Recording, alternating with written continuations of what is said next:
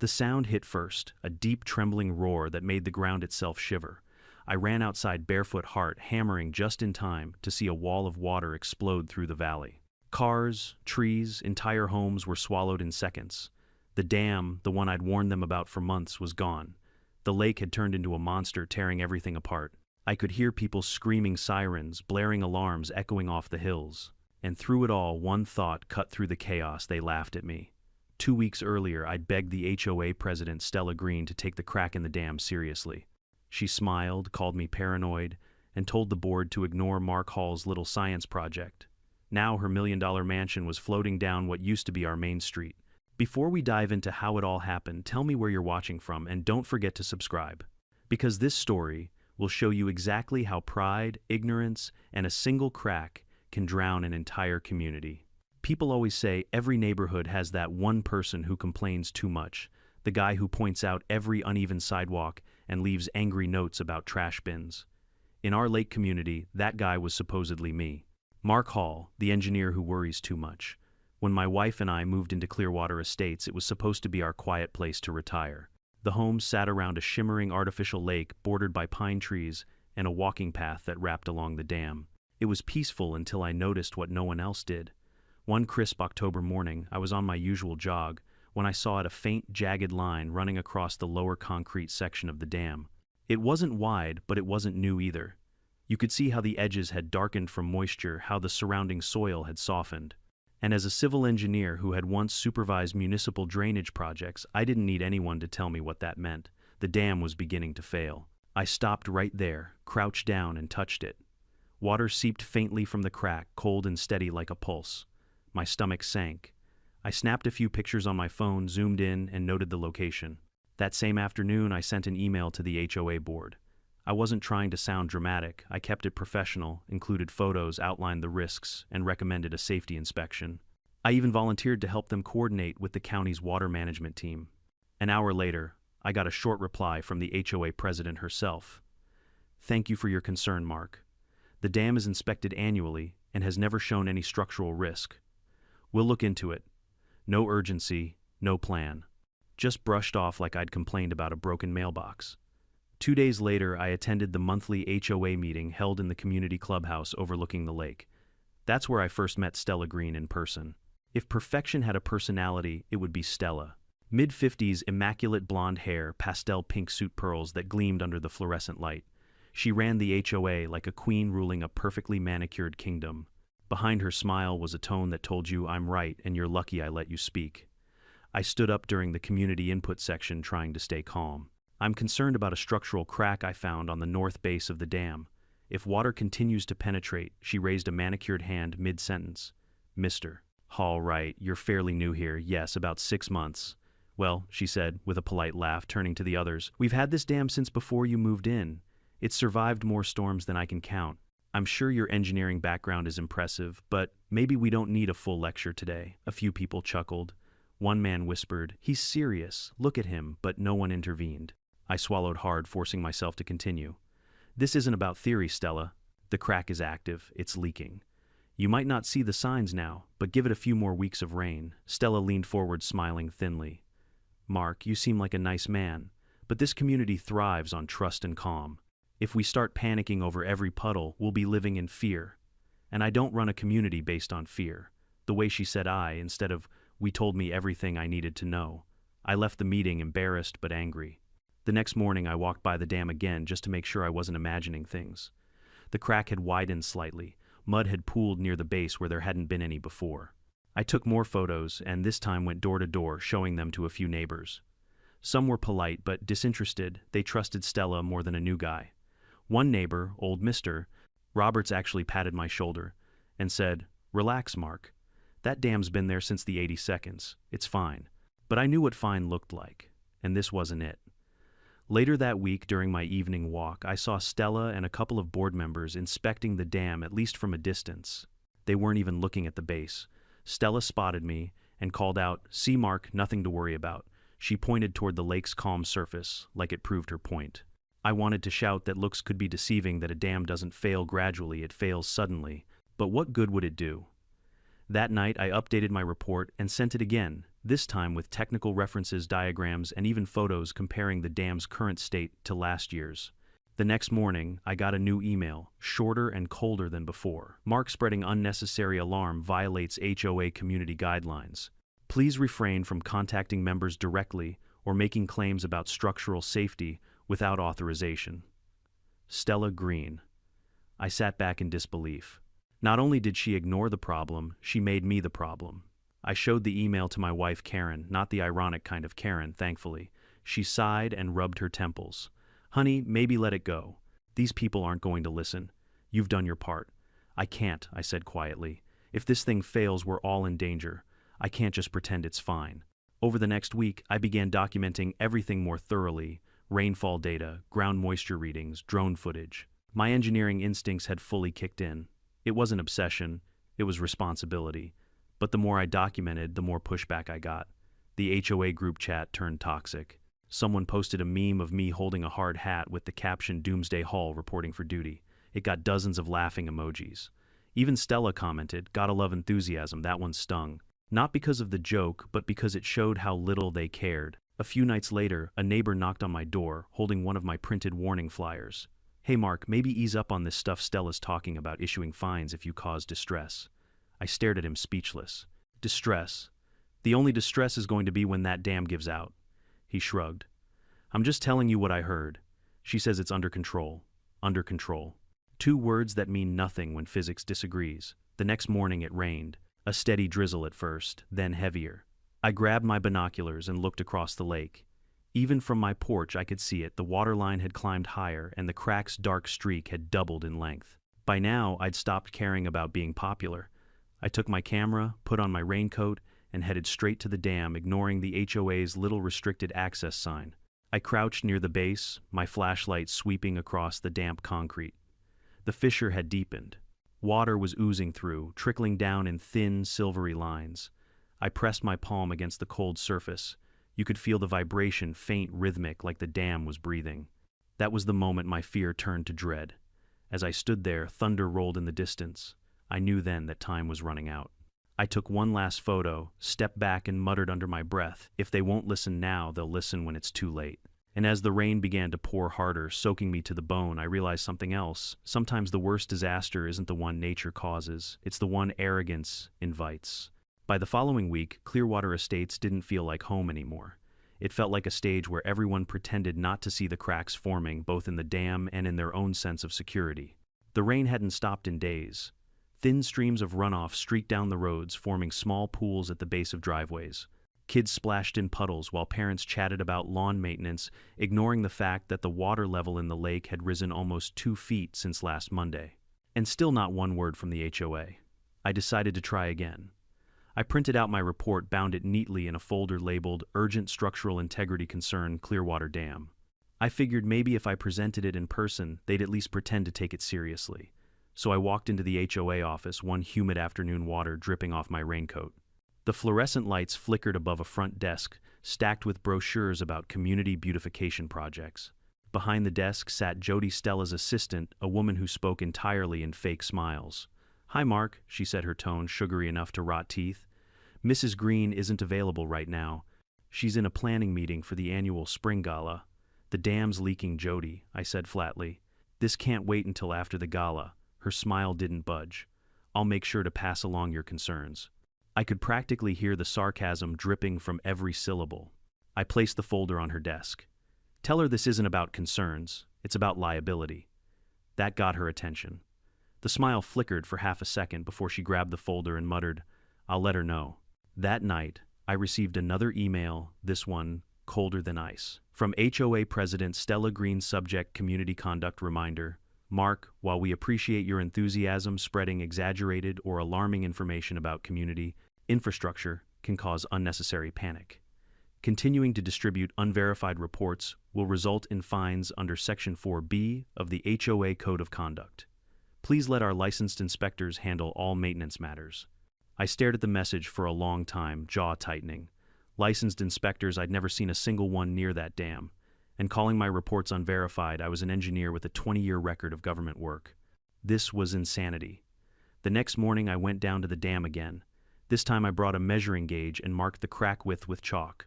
It was wider by at least 4 millimeters since my last visit. The soil near the foundation was dark and soft. One step too close, and my boot sank halfway in. I recorded a video. This is Mark Hall. It's October 23rd, 7:42 amperes. The seepage is now continuous. If this isn't repaired immediately, structural failure is inevitable. I didn't post it publicly yet, but I uploaded it to the cloud for backup. Something inside me whispered that soon I might need proof. That same day, I found a letter taped to my front door. Notice of community violation. Resident Mark Hall is hereby notified that repeated trespassing on restricted HOA property, the dam, and the circulation of unapproved information are violations of community rules. Continued behavior may result in fines or suspension of community privileges. I laughed bitterly. They didn't fix the dam, but they sure moved fast to protect their reputation. Later that afternoon, I drove to the county water safety department downtown. The front desk clerk, a young guy named Peter, greeted me with a nervous smile. "I'm sorry, sir, but Clearwater Estates falls under private HOA jurisdiction. We can't conduct inspections without a formal request from their board." "Even if there's a risk of failure?" I asked. He hesitated. "We'd need evidence of imminent danger. Photos, measurements, anything official." I handed him a USB drive with everything I'd collected. "Then start with this. If that dam breaks, it won't matter whose jurisdiction it is, it'll flood the entire valley." He promised to forward it to his supervisor, but I could tell he wasn't sure what to do with it. Bureaucracy is like concrete, it only moves when it cracks. When I got home, there were messages waiting for me in the HOA group chat. "Stella Green neighbors, please disregard false information circulating about the dam. There is no risk of failure. We have spoken with a professional consultant and everything is stable. Neighbor 1, thank you Stella, I was worried after seeing those photos from Mark. Neighbor 2, appreciate you keeping us calm, Stella. That guy's been obsessed. That word stung more than I expected. I wasn't obsessed, I was trying to save them. But it didn't stop there. The next morning, someone had taped a note to my mailbox. Maybe focus on your own yard, engineer. That's when I realized Stella wasn't just ignoring me. She was turning the neighborhood against me. The rain kept falling. The lake grew higher. At night, I could hear it from my window, the low humming sound of water pressing against the dam wall, steady and relentless. I couldn't sleep. So I did what I knew best. I analyzed. I pulled up old blueprints of the dam, comparing load distributions, estimated tensile strength, and hydrostatic pressure increase per inch of rainfall. The numbers didn't lie. We were less than a month away from catastrophic failure. The next day, I called Stella directly. To my surprise, she picked up. "Mrs. Green, it's Mark Hall. We need to talk about the dam," she sighed dramatically. "Mark, this again. Honestly, this is bordering on harassment. I've already spoken to a professional, and they confirmed everything is fine." "What professional?" I demanded. "Name, certification, report, anything." She hesitated. "You don't need to know that. The board approved their findings." "Because they told you what you wanted to hear," I snapped. "You're ignoring data. You're ignoring physics." Her voice turned sharp. "You're scaring people, Mark. If you continue this behavior, I'll have to involve legal counsel." The line went dead. For the first time, I felt genuinely afraid, not for me, but for everyone else. Because if Stella was willing to silence me to save face, then no one would be prepared when the dam finally gave way. That night, the rain turned into a full-on storm. Thunder rolled over the lake, shaking the windows. I stood on my porch, watching the water surge against the embankment like it was trying to break free. Suddenly, my phone buzzed a message from my neighbor Eric, who lived closer to the dam. "Hey man, I think you might be right. There's water leaking out near the lower path. Ground feels soft." Should I call someone? I didn't even respond. I grabbed my flashlight and keys and drove down there myself. Eric was waiting with an umbrella, pointing to a dark patch of soil. "See that? It's bubbling." He wasn't wrong. The ground was pulsing slightly, like air or water pushing upward. My heart sank. "That's piping erosion," I said. "The dam's foundation is being eaten away from the inside." Eric's face went pale. "What do we do? Call the HOA," I said, though we both knew what the answer would be.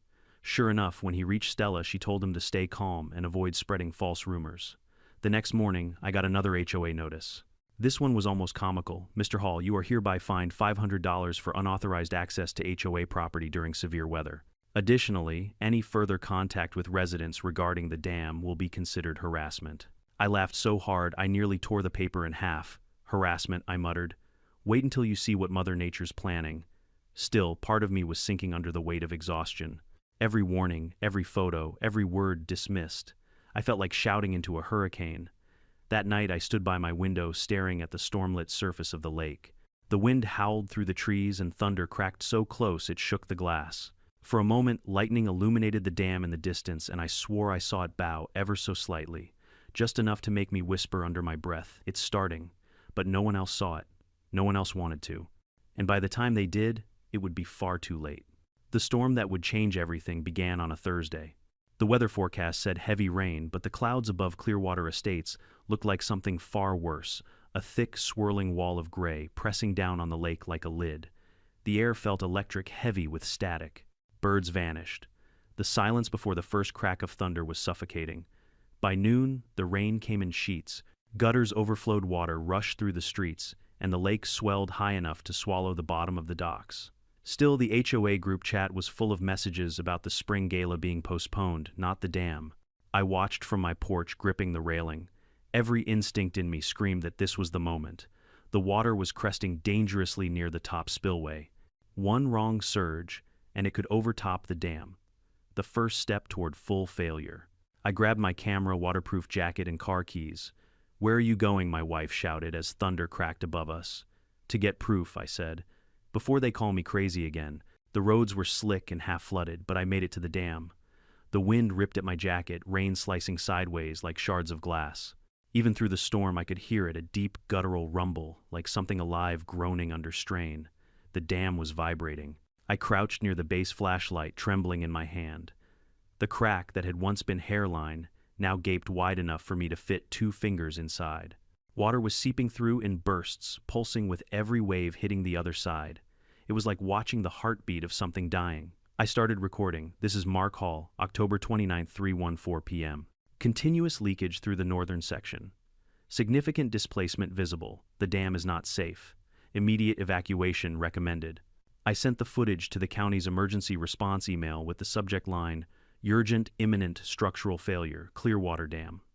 Then I copied Stella and the HOA board, attaching every report I'd ever written. 5 minutes later, my phone buzzed. It was Stella. "Mark," she began, her voice sharp, even over the crackle of static. "What on earth are you doing? You just sent a panic message to the entire board," I shouted over the thunder. "You need to evacuate the residents now. The dam's compromised." "Stop this nonsense," she snapped. "You're scaring people during a storm. The HOA has already spoken with an inspector who confirmed everything is fine." "Who is this inspector?" I demanded. "Name. License number." Anything, she hesitated. "That's none of your concern." Lightning split the sky behind me. "If you don't act now, it will be your concern in about 24 hours when you're chest deep in water." "Mark, calm down," she barked. "You're not in charge here." That was the last thing she said before hanging up. I stared at my phone, rainwater dripping from my hair, fury boiling inside me. "No," I muttered to myself. "Not yet. But I will be when this is over." By nightfall, the storm intensified. Power flickered across the neighborhood. The sound of rain was constant, relentless blending with the low hum of water pounding the dam. I sat by the window flashlight beside me, watching the trees bend under the wind. At 1:03 p.m., the HOA sent an official notice through email. "To all residents, please remain calm. The dam is stable, and the rising water levels are within acceptable limits. Avoid spreading misinformation." Clearwater Estates, HOA President Stella Green. I wanted to throw my laptop through the wall. Stable, my camera footage showed literal water jets spraying from the dam wall. Around midnight, the rain hit a new level of fury. It wasn't just water anymore, it was sound, vibration, chaos. The house shook as wind gusts slammed into it. I could barely see the lake anymore, only the faint reflection of lightning flickering across its surface. I turned to my wife. "Pack a bag," I said. She blinked. "What?" "Just essentials, clothes, papers, flashlights. We're leaving tonight." Her voice wavered. "You think it's really going to happen?" "I don't think," I said. "I know." I helped her into her raincoat, grabbed my hard drive, and loaded everything into the truck. But before we could pull out, headlights approached from behind us. It was a police SUV. A tall deputy stepped out, rain pouring off his hat. "Evening, sir. You Mark Hall?" "Yes." He handed me a paper, soaked but still legible, a cease and desist order from the HOA's legal counsel. "You've got to be kidding me," I said. "She called the police now." The deputy gave me an apologetic shrug. "They said you've been trespassing and spreading panic. Look, I don't know the full story, but Maybe stay inside until the weather clears, all right, I could have screamed. Instead, I just nodded. Sure, deputy. Stay safe. He drove off. I stared after him, then looked back at the lake, dark, swollen, angry. Inside, my phone buzzed again, a message from Eric, the same neighbor who'd noticed the bubbling soil before. Mark, something's wrong. The ground near the lower path collapsed. Water's coming through fast. That was all I needed. I didn't care what the HOA said anymore. I grabbed my jacket camera and flashlight and drove straight there. When I arrived, the rain was so heavy I could barely see 10 feet ahead. The dirt path was half-eroded, chunks of it sinking into the torrent below. The dam looked monstrous under the lightning flashes, concrete scarred and trembling with water gushing from multiple cracks now. Eric waved at me, shouting through the storm. It's getting worse. You were right, I know, I yelled back. Get your family out now. I climbed up onto the embankment, shining my flashlight across the surface. You could see the bowing. The entire midsection of the dam had a subtle, horrifying curve. It was no longer resisting the pressure, it was absorbing it. Behind me, sirens started wailing, maybe from town, maybe from other panicked residents finally calling for help. I pulled out my phone, started live streaming. This is Mark Hall. The Clearwater Dam is failing right now. If anyone from emergency services can see this, we need an evacuation immediately. The signal cut in and out, but the footage uploaded anyway. I turned toward Eric, who was helping his wife into their truck. Go, I shouted. Get up the hill and don't stop until you're clear. He nodded, face pale. As I turned back toward the dam, another sound joined the storm, a sharp cracking noise, like a gunshot magnified 1,000 times. The crack had expanded vertically, splitting the concrete seam. Water spurted out, not in drops, but in jets. Oh God, I whispered. I jumped into my truck, flooring the gas. Mud sprayed behind me as I climbed the hill toward home. I glanced in the mirror once, just once, and what I saw made my stomach drop. The center of the dam bowed inward, the middle section dipping like paper under weight. Lightning illuminated it for a fraction of a second, and I saw what looked like a dark line racing across the entire span, a fracture running from end to end. I didn't need to see the rest. I knew what came next. By the time I reached home, the street was already half flooded. I helped my wife into the truck, my voice trembling. We're leaving. Now. She looked back at the lake, her face pale. Mark, is it... A thunderclap drowned her words. I didn't answer. We drove uphill toward the county road, rain hammering the windshield. And behind us, though, faint under the storm, came a sound I will never forget. A deep, drawn-out groan from the earth itself, followed by a crack that shook the air like an explosion.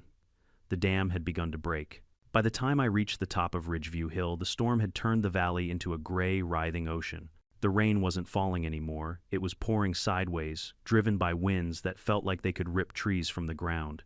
My wipers barely made a difference. Every few seconds, lightning would flash across the sky, revealing the lake below, swollen and restless, smashing against the trembling dam. My wife Karen clutched my arm. Mark, please just keep driving. We need to get out. But I couldn't. Not yet. I pulled the truck over near the ridge that overlooked the entire lake and grabbed my binoculars.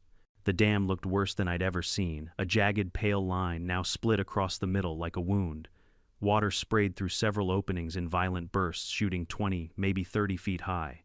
Dear God, I muttered. It's going. Behind me, I could hear the faint hum of other cars climbing the hill, some neighbors finally deciding to leave. But it was too late for most of them. I turned the ignition off. The thunder rolled so deep it vibrated the ground beneath us. The wind carried the unmistakable low roar of rushing water, not the gentle flow of a stream, but the crushing, unstoppable force of thousands of gallons slamming against a weakening wall. I grabbed my phone and hit record again. This is Mark Hall. It's now 2:46 a.m. The Clearwater Dam is failing. The spillway has overtopped and multiple fractures are visible. If anyone's watching this, evacuate immediately. This is not a false alarm. Karen's voice broke through my focus. Mark, we have to go, I hesitated. The engineer in me wanted to see it happen, to document the failure, for proof, for accountability, for the record that I had been right all along. But the husband in me, the man who could feel the tremor of fear in his wife's voice, knew there was nothing left to prove. I lowered the binoculars, started the truck again, and began the slow crawl up the mountain road. But before we reached the turnoff, the sound hit a low, booming thud that echoed like cannon fire. Karen gasped. What was that? Then came another, and another. The dam wasn't cracking anymore, it was breaking apart. I slammed the brakes and turned off the engine. In that brief silence between thunderclaps, we heard the most terrifying sound I've ever known, the deep guttural snap of concrete surrendering. It was followed by a noise that didn't even sound real, a churning, rumbling roar that shook the air itself. The dam had failed. I jumped out of the truck, rain pelting my face so hard I could barely keep my eyes open. Lightning flashed again, revealing the horror below. The entire central section of the dam had collapsed. A dark, massive surge of water surged forward, exploding through the breach like a released beast. The lake, once calm and contained, now thundered down the valley as a wall of destruction. The first wave slammed into the lakeside houses, tearing them apart like cardboard. Roofs splintered, walls crumbled, cars flipped and vanished in seconds. Power lines snapped, lighting up the chaos with blue-white sparks. The water devoured everything in its path, roaring louder than any storm. I stood frozen for a moment, unable to breathe. Mark Karen screamed, grabbing my arm. "Get in the truck." I stumbled back inside, my heart pounding. "Hold on," I shouted as I slammed the accelerator. The tires spun in the mud, fighting for traction before finally gripping. We tore up the hill, the truck bouncing over potholes and rocks, windshield wipers slapping furiously. Behind us, I could see the glow of lights disappearing one by one, houses, street lamps, everything swallowed by the flood. The roar of the water followed, echoing up the slopes like a living monster chasing us. When we reached the top of the ridge, I pulled over again, shaking uncontrollably. Karen covered her mouth, her eyes wide in horror. "They didn't listen," she whispered. I looked back. The valley that had once held our perfect little neighborhood was now a violent river. Debris floated everywhere, trees, fences, pieces of rooftops. Somewhere in the chaos I could see the shattered remnants of the clubhouse where Stella had held her precious HOA meetings. It was gone, all of it. I grabbed my camera again, recording the aftermath from the ridge. "It's over," I said quietly. "The Clearwater Dam has completely failed. The entire lower community is underwater. This could have been prevented." Lightning struck again, illuminating something that made my stomach twist, a pink flash near the flood's center. For a moment I thought my eyes were playing tricks on me. But then I realized what it was: Stella Green's house. Her enormous lakefront mansion, the one she bragged about every HOA meeting, was being torn apart by the flood. The foundation collapsed, the structure folding in on itself before vanishing beneath the raging current. The same woman who'd laughed at me for warning her, who called me the paranoid dam guy, was now somewhere in that darkness fighting for her life. For a moment I felt anger, then guilt, then nothing but a hollow, heavy sorrow. Karen reached over and squeezed my hand. "You tried," she whispered. "You did everything you could." I nodded slowly, but my voice trembled. It wasn't enough. We stayed there for nearly an hour, watching as the storm slowly began to weaken. The rain eased into a steady drizzle, and the monstrous roar of water faded into a dull, distant rumble. But the damage was done. Clearwater Estates was gone. When the first rays of dawn finally broke through the clouds, I could see the devastation clearly. The lake was empty, drained into what looked like a massive, jagged canyon of mud and debris. The dam was nothing more than a scarred stump of concrete jutting from the earth. Emergency sirens wailed in the distance as rescue helicopters circled overhead. I could see red and blue lights flickering through the mist, bouncing off the surface of the flooded plain below. I lowered my camera and just stared. All those meetings, all those warnings, all those nights I spent crunching numbers and staring at rainfall charts, and this was the result. The HOA's perfect neighborhood was gone, replaced by ruin. And in that ruin was proof that pride kills faster than any flood. As we drove toward the emergency evacuation center later that morning, I saw familiar faces huddled under blankets, neighbors soaked and shivering, eyes glazed with disbelief. Some were crying, others just stared blankly, their minds unable to process the loss. Then I saw her. Stella Green sat on the curb near the county rescue truck, wrapped in a silver thermal blanket, her hair soaked, her makeup streaked down her face. She looked nothing like the queen of Clearwater Estates. No pearls, no smile, no power. Just a woman who finally realized she wasn't in control. Our eyes met briefly. She didn't say a word. She didn't have to. Everything that needed to be said was already written in the ruins behind her. I walked past without stopping. There was nothing left to discuss. That night, sitting in the temporary shelter, I played back my footage. Every frame told the same story. Warnings ignored arrogance, defended nature, answering with vengeance. And for the first time since moving to Clearwater, I felt something unexpected: peace. Because the truth had finally spoken for me louder than any words ever could. At first there was silence, that eerie, breath-holding kind of silence that comes right before the world decides to break apart. Then came the sound. It wasn't just loud, it was colossal, a roar that rolled through the valley like thunder trapped in a canyon, shaking windows and rattling bones.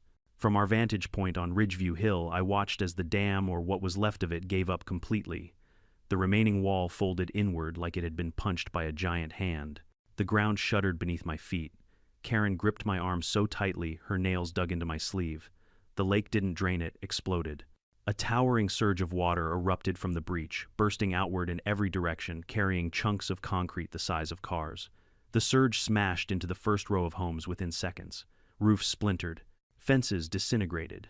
Entire vehicles were lifted and tossed like paper boats. And then came the wave. It was easily 40 feet high, maybe more, rolling forward with unstoppable momentum.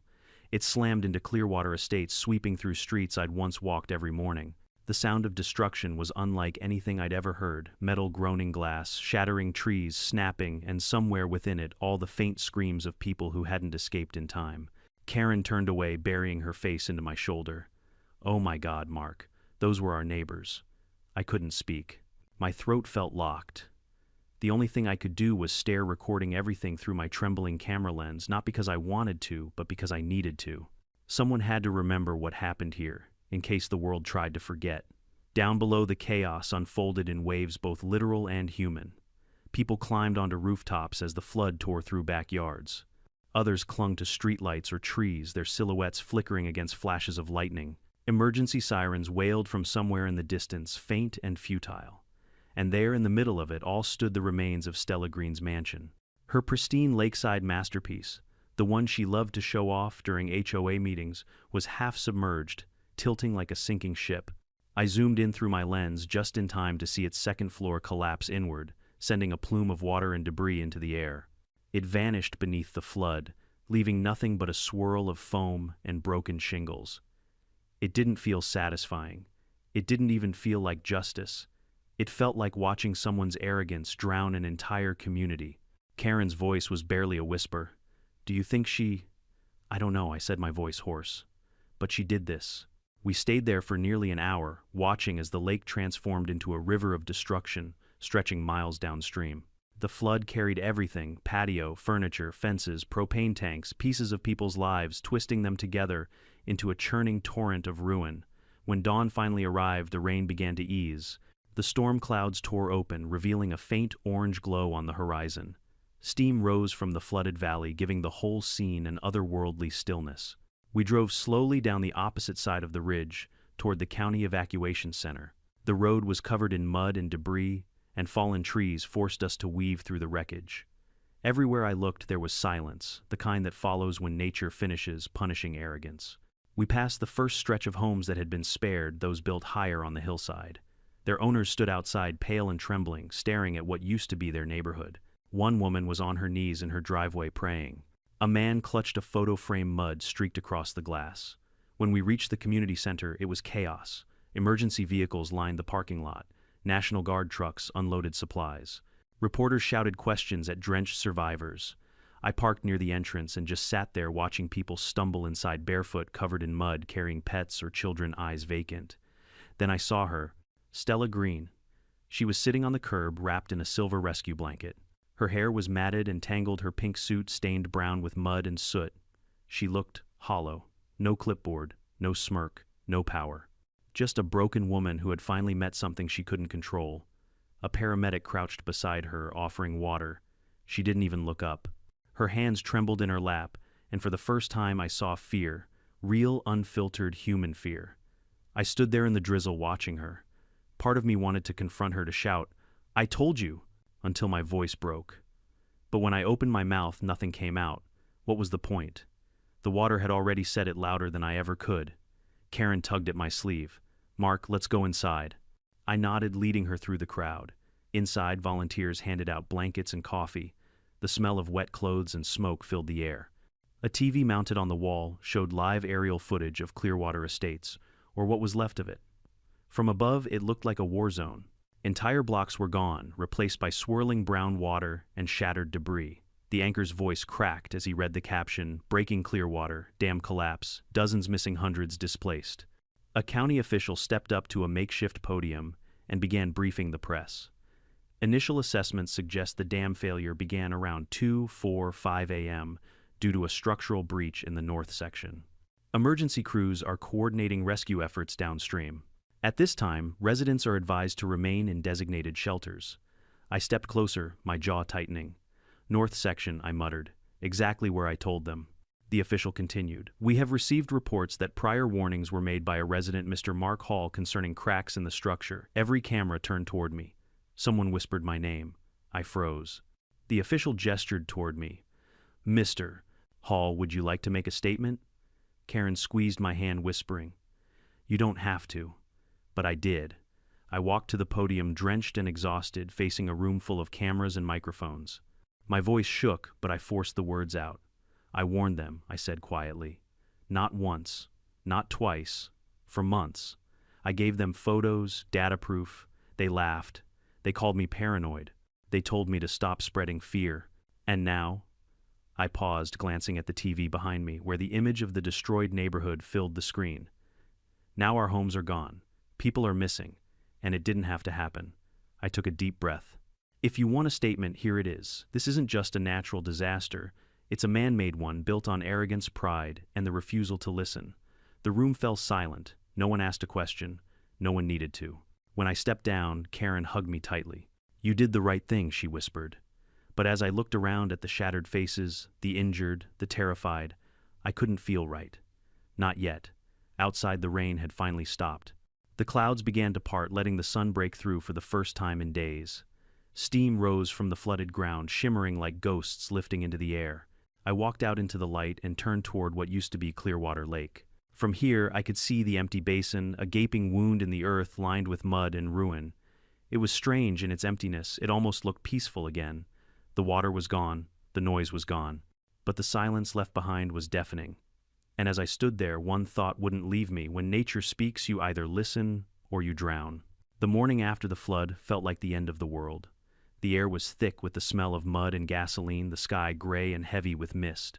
Everywhere I looked, there was silence, not peaceful silence, but the hollow kind that comes after everything familiar has been erased.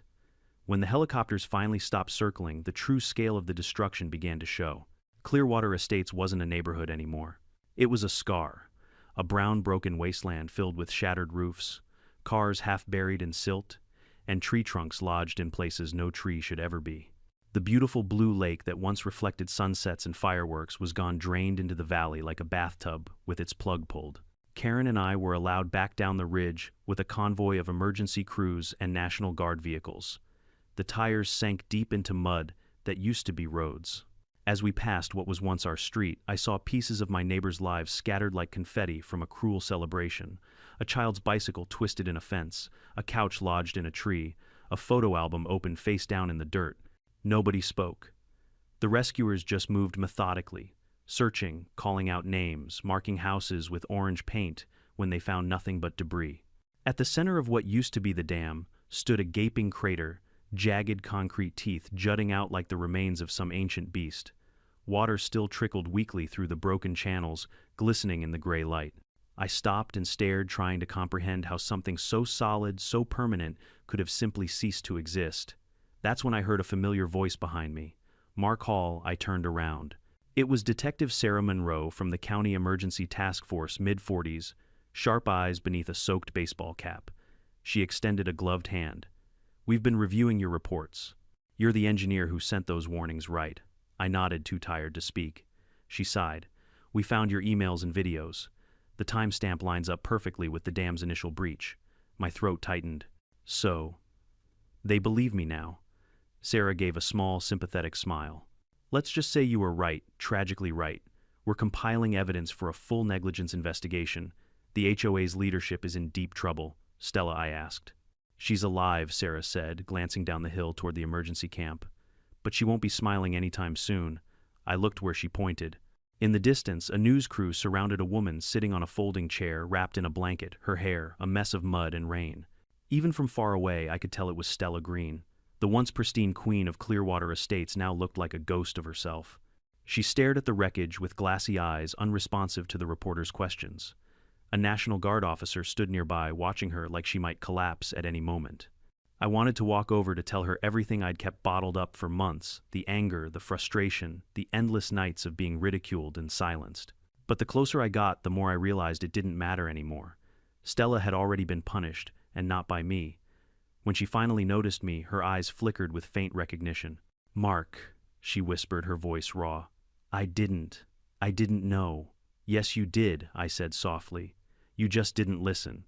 Her lip trembled, but no tears came. "They told me it was fine. The consultant said it was nothing serious." I shook my head. "You didn't need a consultant. You needed humility." For a long moment, neither of us spoke. Around us, the floodwaters gurgled softly through the ruins, carrying away the last traces of what had once been her pride. "Finally," she said. "They're charging me, aren't they? Negligence, obstruction, falsifying safety documents. I imagine that's just the start," I said. Stella looked down at her hands, the blanket slipping from her shoulders. "I thought I was protecting the community. I thought if I kept people calm, it would all be fine." I stared at her, my voice quiet but sharp. "Calm isn't the same as safe. You protected your image, not your people." Her gaze dropped to the mud. I left her there because there was nothing more to say. Later that day, county officials gathered everyone who'd survived at the Civic Center downtown. The room was filled with the smell of damp clothes and fear. The mayor stood at a podium flanked by National Guard officers and FEMA representatives. "Clearwater Estates will be declared a federal disaster area," he announced. "We will begin relocation assistance and temporary housing. Investigations are underway to determine the cause of the dam's collapse." When he mentioned reports of ignored safety warnings, several people turned to look at me. Some nodded silently. Others couldn't meet my eyes. After the meeting, an older man approached me. Mr. Roberts, the neighbor, who'd once told me to relax. His face was streaked with grime, and his hands trembled as he spoke. "Mark, I'm sorry. I should have listened. We all should have." I didn't know what to say. I just placed a hand on his shoulder. "We all lost something, Mr. Roberts. Let's just make sure no one else does." That night back at the shelter, I couldn't sleep. I kept hearing the sound, the roar of water, the splintering of wood, the screams. Every time I closed my eyes, I saw the wave tearing through the homes, and I wondered how many could have been saved if Stella had acted even one day earlier. Around midnight, I stepped outside. The air was cool, the moon hidden behind thin clouds. In the distance, floodlights illuminated the valley rescue teams, still working, still digging. A reporter approached me cautiously. "Mr. Hall, I'm with Channel 5 News. Could we get your comment for tonight's segment?" I exhaled slowly. "Sure. But make sure you say this right." She nodded, holding out the mic. "This isn't about me being right," I said. "It's about what happens when people in power choose ego over evidence. When someone tells you there's danger, listen. Because sometimes the smallest crack isn't a flaw, it's a warning." The reporter thanked me, but I didn't stay to watch. I walked toward the edge of the shelter lot, where the faint sound of the ruined dam echoed through the valley like a ghost refusing to fade. A week later, headlines filled every local paper. HOA president facing negligence charges in Clearwater disaster. Ignored warnings lead to catastrophic flood. Engineers' reports predicted collapse months in advance. For the first time, my name wasn't a punchline, it was a headline. County officials invited me to assist in the structural review of nearby dams and water systems. I agreed, though part of me hesitated. Returning to that world meant reliving the very failure I'd tried to prevent. But maybe, just maybe, it was my way of making sure this never happened again. As we drove past Clearwater one final time, Karen reached for my hand. The lake bed was dry now, the sun baking the cracked mud into brittle patterns. The ruins of the dam stood like a monument, not to engineering failure but to human arrogance. She looked at me gently. "You did everything you could." I nodded. "And next time, maybe someone will listen sooner." As we drove away, I realized something profound. The dam hadn't just held back water. It had held back truth, accountability, humility. And when it finally broke, it released all of them at once. In the end, nature didn't punish us, it merely reminded us who's really in charge. 2 months after the flood, Clearwater Estates was unrecognizable.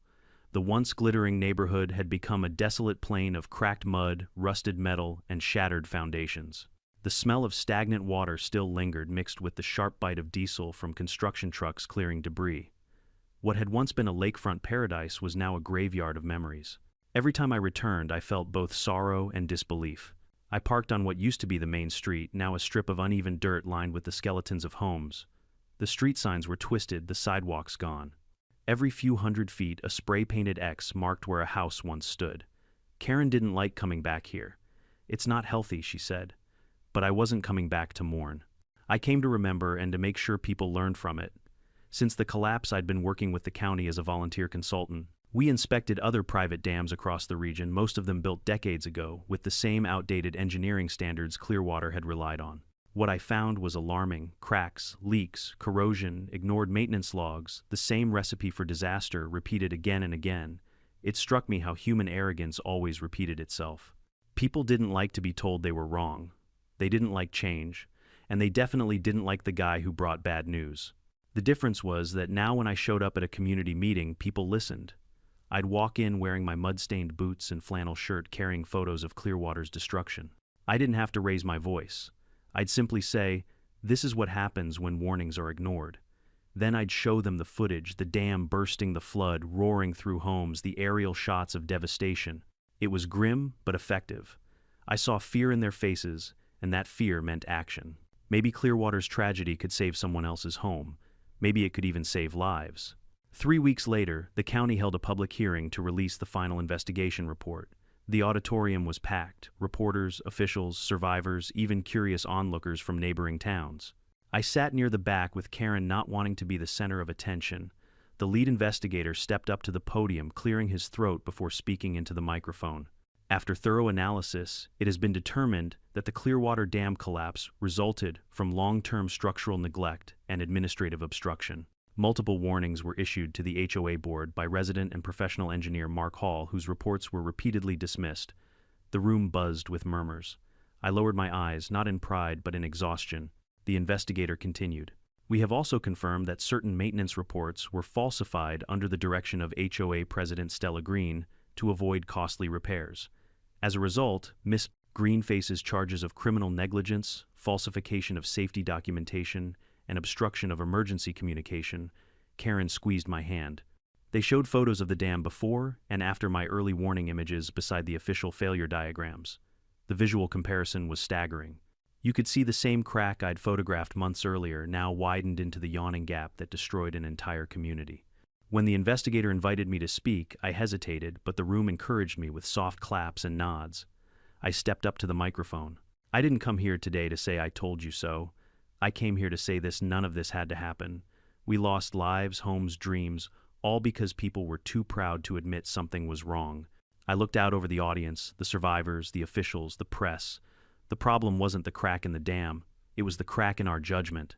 The moment we stop listening to reason, we start building our own disaster. When I finished, there was silence. Not applause, just stillness. And that was better. That meant they heard me. After the hearing, I walked outside into the sunlight. It was one of those bright winter mornings where the air feels sharp and new, like the world is trying to cleanse itself. A few people approached to shake my hand, neighbors who had once called me the paranoid dam guy. One woman said softly, "My son and I only made it out because of your video that night. You saved us." For the first time since the flood, I allowed myself a small, genuine smile. "I'm just glad you're here." A black SUV pulled up near the courthouse steps. Reporters swarmed as 2 officers escorted Stella Green out in handcuffs. She wore a gray coat and dark sunglasses, her hair tied back in a way that almost made her look like her old self, except now there was no confidence in her posture, no spark in her stride. Our eyes met briefly as she passed. For a second I saw something in her expression, not anger, not defiance, but regret. Real heavy regret. And oddly, I didn't hate her. She wasn't evil, just prideful. And pride can drown just as fast as anyone else. Weeks passed. Life started to move again. FEMA cleared the debris, construction crews rebuilt roads, and the county renamed the area Clearwater Memorial Basin, a reminder of what was lost. They even erected a small monument beside the dried lake bed. In memory of the Clearwater flood, a lesson in listening, humility, and responsibility. It was simple, no names, just truth carved into stone. One evening, I stood before that monument alone. The sun was setting over the valley, painting the cracked earth in gold and red. The wind moved softly across the basin, whistling through what used to be the dam's foundation. Karen joined me after a while, slipping her arm through mine. "You did good," she said. I shook my head. "I didn't do enough. I could have done more." "You did what you could," she said gently. They chose not to listen. For a long time we stood in silence, just watching the horizon. Then she smiled faintly. "So what now?" "Back to engineering," I thought about it. "Maybe, but not the same kind. I think I'm done building things that people don't respect. What then? Maybe I start building awareness instead. A few months later, I launched a small nonprofit with the county's support, the Hall Foundation for Structural Safety Awareness. We worked with homeowners associations, local governments, and schools, teaching them how to identify early warning signs of structural risks, cracks, leaks, shifts, and more importantly, how to take them seriously. We weren't building dams, we were building responsibility. Our first seminar was held in a neighboring community center. As I stood at the podium looking out at the audience, families, board members, even teenagers, I felt something I hadn't felt in a long time: hope. I started my talk the same way every time. I'm not here to scare you. I'm here to remind you. Water doesn't care about pride. Nature doesn't wait for paperwork. And warnings don't go away just because you ignore them. When I finished, I showed them the photo, the one I'd taken that first morning of the tiny crack on the dam. Just a thin, dark line in the concrete. Something anyone could have dismissed. Then I showed them the next photo, the flood, the wall of water tearing through homes. The room always went silent after that. And that silence, that moment of realization, became my new mission. Months later, standing once again above what used to be Clearwater Lake, I took a deep breath. The earth had healed a little. Grass was sprouting across the dry basin. Birds had returned. Life, in its quiet persistence, had begun to reclaim what human negligence destroyed. I whispered to the wind, maybe now they'll listen. The breeze carried the sound of rustling leaves, the faint trickle of a new stream forming along the valley floor, a sign that nature, despite everything, forgives. I turned toward my truck, the sunlight glinting off the old plaque behind me, and for the first time since the flood I felt light again. Because sometimes justice isn't a courtroom verdict. Sometimes it's a lesson carved into the landscape, one no one will ever forget. When someone warns you about danger, don't dismiss them because their truth makes you uncomfortable. Pride and denial are far deadlier than any flood. We all have a responsibility to listen, to act, and to protect each other before tragedy strikes. So, tell me in the comments, what would you have done if you were in my place? And don't forget to subscribe, because next time the storm might not wait for a second warning.